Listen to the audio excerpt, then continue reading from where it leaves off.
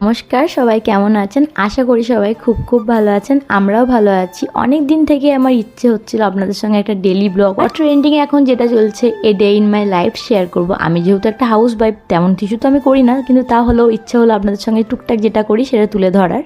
এই ইচ্ছেটা হয়েছে, সেটা পূরণ করার উদ্দেশ্যে আজকে আমার এই ভিডিও। তো সকাল সকাল ফ্রেশ হয়ে নিয়েছি, তারপর স্নান ধান করে একদম রেডি হয়ে নিয়েছি পুজো করার জন্য। এবং আমাদের মেয়েদের যেটা অলংকার অর্থাৎ সিঁদুর পরে, তারপর এই যে আমি একটু টিপ পরতে ভালোবাসি, তো টিপ পরেও নিয়েছি। তারপর সেখানে চলে গেছি যেখানে গেলে আমার সকালের শুরুটা ভালোভাবে আরম্ভ হয়, অর্থাৎ আমার ঠাকুর বাড়িতে। ঠাকুর বাড়ি গিয়ে আমি আমার পুজোটা সম্পূর্ণ করে তারপরেই যে কোনো কাজে হাত দিই, না তবে আমার পুরো দিন কিলোমেলো হয়ে যায় বলে আমার মনে হয়। তো আজকে যেহেতু সোমবার ছিল, আজকে অনেকখানিক সময় আমার মন্দিরেই কেটে গেল। তারপর আবার গিয়ে রান্না বান্না, টিফিন বানানো, অনেক কিছু চাপ থাকে। কিন্তু এই সব কিছুর মধ্যে আমার মনে হয় আগে যদি পুজোটা হয়ে যায় তাহলে সব কিছু ধীরে সুস্থে করা যায়।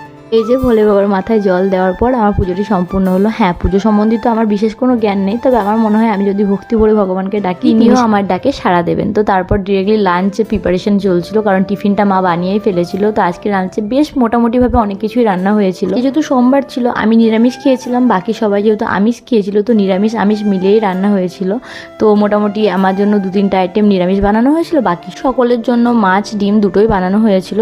তারপর বিকেলবেলা রুমটা একটু ডিপ ক্লিন করে নিলাম। যাই হোক, আমার এই ভিডিওটি কেমন লাগলো কমেন্টে জানাবে, কারণ তোমাদের একটি কমেন্ট আমাকে অনেক উৎসাহিত করবে এবং আগামী ভিডিও দেখার জন্য চ্যানেলটি সাবস্ক্রাইব করবে।